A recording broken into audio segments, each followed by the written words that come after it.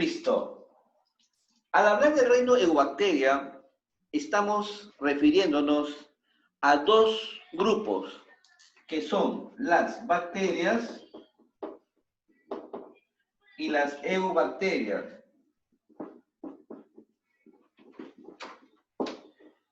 ¿Cuál es la diferencia entre los dos? ¿Cuál es la diferencia? Es que las eubacterias, no, las eubacterias tienen una similitud a un organismo eucariótico, no demasiado parecido, ¿sí? Pero se aproxima, o sea, quiere decir que el término eu se refiere al valor eucariótico que puede tener una célula desarrollada, compleja, que tenga núcleo, que tenga los organelos citoplasmáticos, una buena organización en la membrana, etc. Ello tiene a aparecer estos tipos de seres vivos, que son las eubacterias. En cambio, las bacterias son organismos que no tienen nada que ver con esa organización, porque no tienen un sistema complejo. O sea, quiere decir que no tiene núcleo definido, no tiene. Su material genético se encuentra disperso en el citoplasma, ¿no?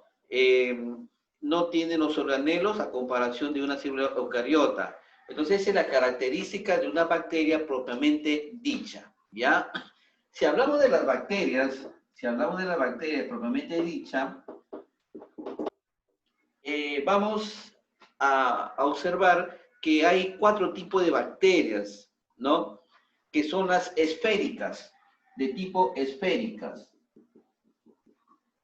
Por ejemplo, así, ¿no es cierto?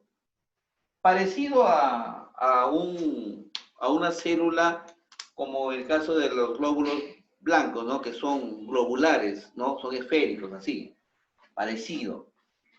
Esto le llaman cocos. Cocos. Hay a veces que se agrupan de dos, los diplococos, los triptococos o los multicocos. O sea, se refiere a que según la organización de este ser vivo se agrupan, ¿no? Pero son esféricos, eso es lo importante, que tienden a ser esféricos.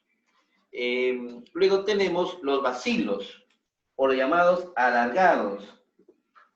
Los alargados.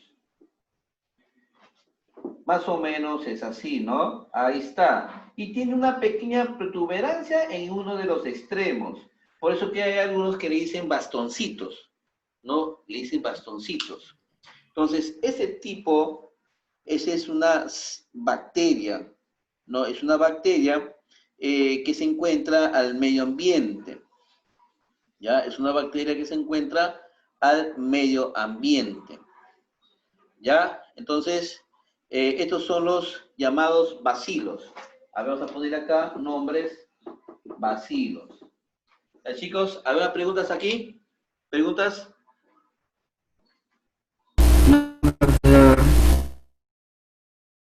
No hay, ya, listo. También tenemos cilíndricos. Por acá le vamos a poner, ¿no? Si tiene una geometría alargada, pero tiene también un espesor. Por eso que también le llaman cilíndricos. Cilíndricos, que también son bacilos. ¿Sí? Bacilos. Ejemplo, el bacilo de Koch. El bacilo de Koch que produce la tuberculosis. ¿Ya? Luego también tenemos otro tipo de bacteria. Este tipo de bacteria se le conoce como coma, ¿no? Como coma. ¿Por qué le dicen así? ¿Por qué le dicen así? Porque son de tendencia esférica, pero tienen un flagelo. Tienen un flagelo. Por eso que es parecido a la coma, ¿no? A la coma que nosotros conocemos en nuestra área de comunicación, ¿no? Coma. Y le llaman vibrio. Vibrio, ¿no? El vibrio. Los vibrios son unos tipos de bacterias que se encuentran en las zonas húmedas, ¿ya? Luego tenemos los espiralados. ¿no? Los espirilos, dicen. Los espirilos, más o menos es así. Ahí está.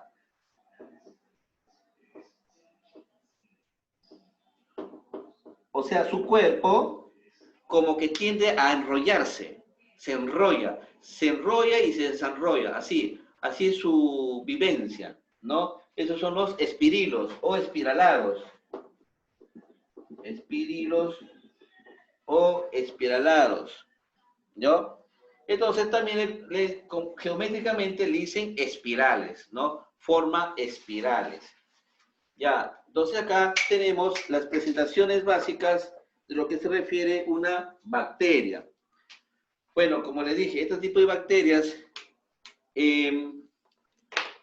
viven en el aire, viven en lo que viene a ser las zonas húmedas, ¿no? Las zonas húmedas, también en los líquidos, hablemos de los lagos, depósitos de charco, en los pantanos, ¿no? Todos ellos se encuentran estos microorganismos a expensas. Por eso que siempre es bueno mantenerse un poquito al margen, porque se encuentra contaminado el aire, ¿no? El aire tiene ese tipo de bacterias. Esta bacteria, cuando ingresa a nuestro sistema inmunológico, ellos captan. Una vez que lo captan, toman posición de ella y comienzan a reproducirse. Cuando estas se reproducen, entonces lo hacen a nivel genético, ¿ya? A ver, chicos, ¿hasta aquí hay una pregunta? No, profesor, entendido. Su nutrición, la mayoría de ellos, su nutrición es heterótrofa. Hay algunos que son autótrofas, ¿no? Ellos, si son autótrofas, ellos captan la energía del sol, las captan y elaboran su mismo alimento, como es la quimiosíntesis, ¿no? O también le llaman fotosíntesis, porque estos términos indican que las bacterias captan la energía del sol para poder transformar sus sustancias en energía química, ¿ya? Y heterótrofas porque se alimentan con respecto a otro ser vivo, ¿no? Por ejemplo, las bacterias pueden alimentarse de las células que conforman el ser vivo. Por ejemplo, un animal, si tiene bacterias, estos se pueden inclusive devorar los anticuerpos, ¿no? Y por consiguiente vienen las enfermedades. Estos tipos de bacterias, ¿no? Este tipo de bacterias son resistentes a cualquier tipo de agente externo, son resistentes. Ellos tienen una capa envolvente muy rígida, eso creo que ya les expliqué cuando vimos el tema de bacterias. Tienen una capa no consistente, rígida, que protege de los agentes externos. Esa capa está formada por una sustancia llamada peptidoglicano.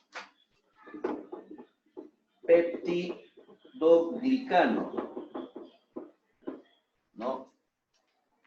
Esta sustancia es un carbohidrato que es muy, pero muy consistente, y eso que envuelve a la bacteria y protege de cualquier peligro.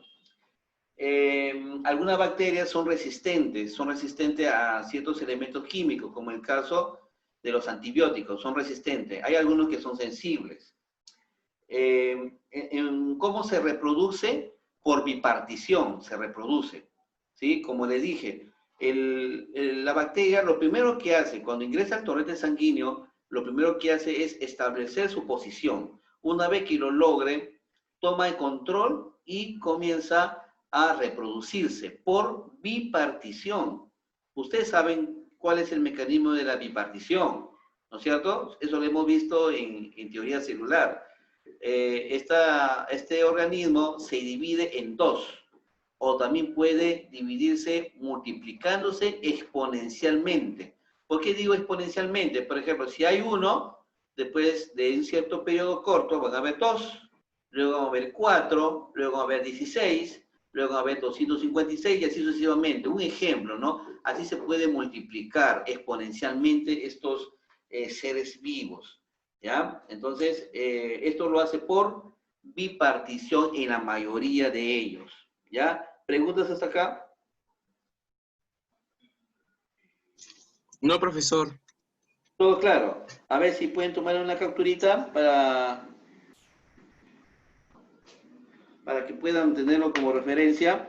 Bueno, no todas las bacterias son malas, pues, ¿no? No todas las bacterias. Hay bacterias que se utilizan en las industrias, como por ejemplo en la elaboración de ciertos productos químicos o también alimenticios, como por ejemplo los yogur. Para la elaboración de productos lácteos, siempre utilizan como agente principal la bacteria, pero no es una bacteria, si se puede considerar mala, no, es una bacteria que puede activar a nivel atómico a todas las sustancias que provienen de los alimentos, ¿ya? Entonces, desempeñan un papel muy importante en las industrias. Eso es muy importante. Y las demás bacterias que producen enfermedades no solamente pueden atacar a los animales, sino también a las plantas. En el ser humano, por ejemplo, ¿no? ¿Qué puede producir en el ser humano? La tuberculosis, ¿no? Puede producir el tétano, puede producir la tifus, o sea, mejor dicho, el tifoidea, ¿no? La tifoidea. También puede producir el cólera o la sífilis. El cólera, por ejemplo, es una enfermedad, ¿no? Que la bacteria toma posesión en las vías digestivas. Entonces, lo que hace es inflamar todas las membranas que lo conforman, en especial las membranas de absorción. Cuando estas las depura, entonces no hay un buen funcionamiento digestivo, ¿no? Y la sífilis, bueno, en la mayoría de ellos ataca al sistema reproductor. Entonces eso hace que altere su fisiología, ¿no? El tétano, por ejemplo, lo que es producto de un accidente, por ejemplo, que ha ingresado unas bacterias procedentes de la oxidación de metales, ¿no? De ciertos metales. Entonces, ¿por qué se oxida? Porque el metal, al estar expuesto con el aire, el oxígeno lo oxida. Y de tal manera que las bacterias se mantienen activas. O sea, ellos, con esa reacción producida de la oxidación, ellos comienzan a emitir una multiplicación reproductora. Entonces, cuando ingresa al torrente sanguíneo, ¿no? de un ser, entonces lo primero que ellos se distribuyen a nivel sanguíneo. Es más, ellos logran desarticular todas, pero todas las articulaciones óseas que pueden ver. Por eso que la persona enferma del tétano no puede moverse porque las articulaciones las tienen demasiados inflamadas. Entonces, ellos también se puede acompañar a la negatividad de la luz. No puede estar expensa porque las bacterias han tomado su posesión, ellos químicamente actúan, inclusive se pueden hasta multiplicar. Entonces, eso es lo que se refiere a las bacterias que producen enfermedades. Chicos, ¿alguna pregunta hasta ahí? No, profesor, no, todo claro. En la tercera hoja, chicos, hay una tablita. Yo les he subido una tablita donde dice el nombre de la bacteria y la importancia.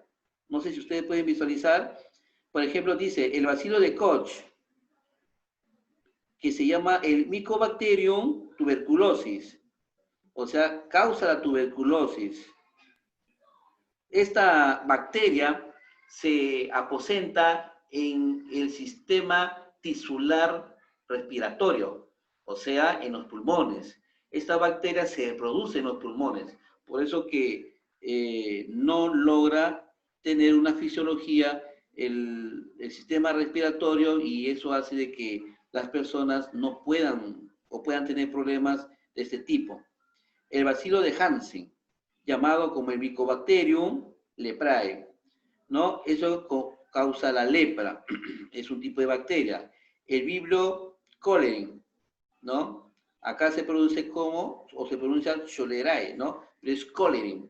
El Vibrio cholerae causa el cólera.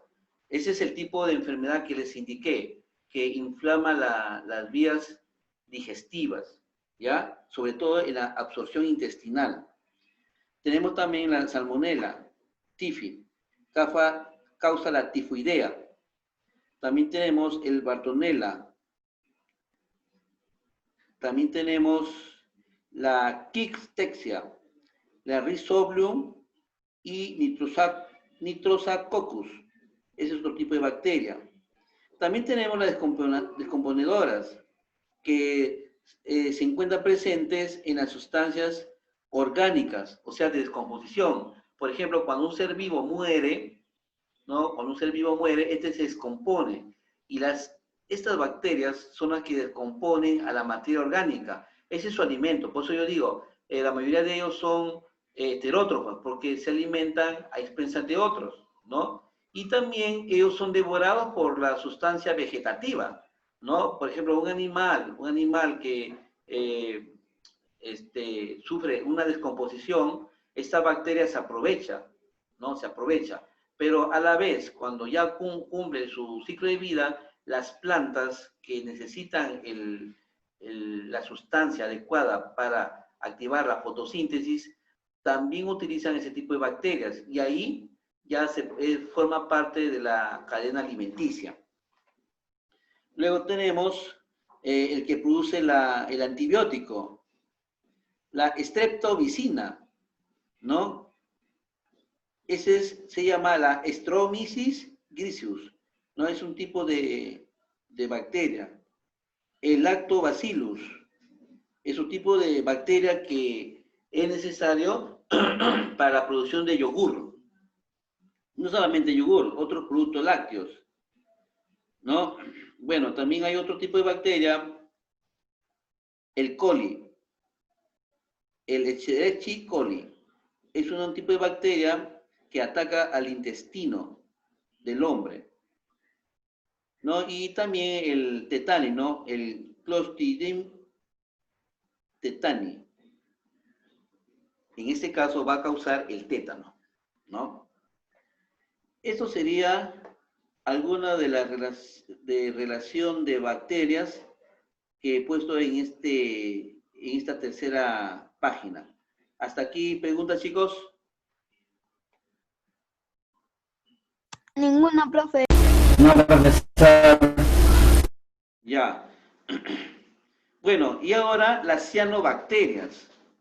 Las cianobacterias que habíamos nombrado anteriormente, ¿no? Las cianobacterias. Entonces, estas cianobacterias, en realidad, son coloridos, ¿no? Son las bacterias que han estado viviendo, ¿no? Han estado viviendo sobre un planeta por más de 3.000 millones de años, así se dice. Se caracteriza por ser procariotas, autótrofos y también unicelulares. Crecen en ambientes lénticos, ¿no? Como en el caso de los lagos y lagunas, suelos húmedos, troncos muertos y también las cortezas de los árboles. O sea, estos seres vivos se encuentran a expensas de un medio vegetal, ¿no? De un medio vegetal. También en la descomposición del vegetal también se hacen presentes este tipo de bacterias, ¿no? Importancia. ¿Por qué son importantes estas bacterias? ¿Por qué son importantes? Porque produce la mayor cantidad de materia orgánica y oxígeno del planeta. O sea, ellos son los que consumen el dióxido de carbono presentes en la materia orgánica, ¿no? Consumen el dióxido de carbono, consumen los átomos de carbono y dejan libre los átomos de oxígeno. Entonces, cuando dejan libre los átomos de oxígeno, ellos se agrupan de dos y forman moléculas de oxígeno, que es importante para el ser vivo, como el caso de los animales, ¿no? Entonces, esto es importante, las cianobacterias, ¿sí? Y bueno, ahí en esa hoja, en la cuarta hoja, hay una imagen de lo que se está hablando. A ver, por favor, me tienen que Sí, confirmar, profesor, sí la veo. Sí, ahí está. ¿no? Por ejemplo, acá dice, ¿no? El nostoc. El nostoc es una cianobacteria comestible presentes en el lago Titicaca. O sea, por esos lugares está presente este tipo de cianobacteria, el nostoc. Chicos, grábense, ¿ah? Porque esto puede venir en el examen bimestral, ¿no? El nostoc es una bacteria presente allá por sus lugares, de Puno, ¿no? Donde es compartido el lago Titicaca. ¿Sí? ¿Alguien quiere compartir? Bueno, las bacterias tienen diferentes formas y también tamaños, porque a nivel de Armstrong hay una diferencia entre una respecto a la otra, ¿sí? Pero vamos a verificar lo que es un cianobacteria y lo que es una bacteria. Ustedes, por ejemplo, están observando que ambos en forma son similares, ¿no es cierto? Acá como es cuadrangular y acá también es cuadrangular. Pero hay que considerar que también tienen formas esféricas. Por ejemplo, hay cianobacterias que también son esféricas. También son esféricas. Y las bacterias, propiamente dichas, también son esféricas, ¿no? Como el caso de los cocos, ¿no? Los bacilos, por ejemplo, ahí está. Hay un bacilo. Pero como esto ya lo hemos determinado, en la explicación celular, ¿no? Cuando hemos visto, vamos a cambiarle de forma. Tendríamos también como el caso de este tipo de bacteria, ¿no? Que son unos bastoncitos o llamadas también bacterias alargadas, y también tenemos las llamadas bacterias espiraladas. Ahí está, a ver.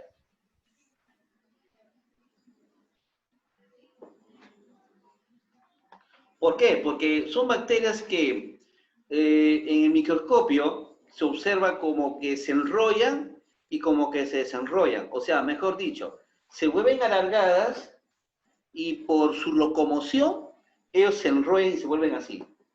Luego, después de cierto tiempo, se desenrollan y se vuelve alargada. Así es el mecanismo de una bacteria, ¿no? Entonces, toda bacteria y también la cianobacteria tienen los llamados flagelos. Flagelos que unos pueden tener varios flagelos y otros pueden tener solamente un flagelo. En lo que es la bacteria, lo mismo, ¿no? Puede tener varios flagelos que se puedan mover. Y ojo, ¿por qué se desenrollan? Porque por acción de los flagelos, le permite tomar una fuerza impulsiva que esto le permite enrollarse o desenrollarse. O sea, una fuerza de rotación. Por eso que no se enrolla, se desenrolla, así. Esos son los espiralados.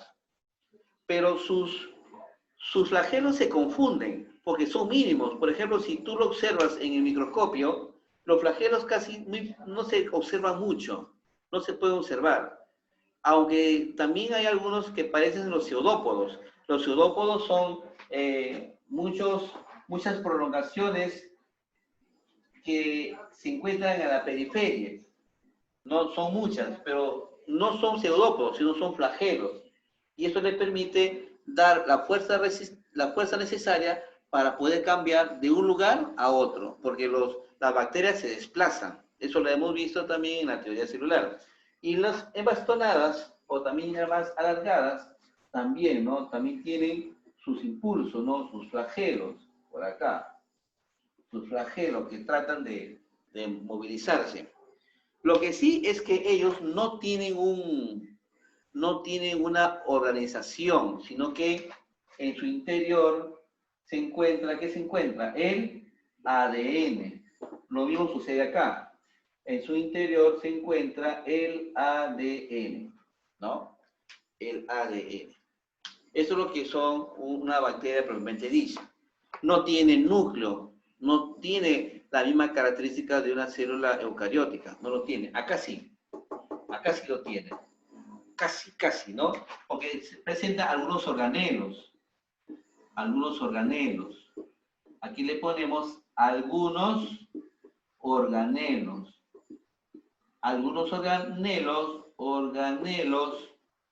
parecidos a una célula eucariota, pero ojo, no en su totalidad, porque una célula eucariótica, ¿qué tiene? Tiene núcleo, tiene citoplasma, tiene membrana, tiene mitocondria, ¿no? Ellos no lo tienen. Acá algunos lo tienen. Por ejemplo, acá ellos tienen los mesosomas,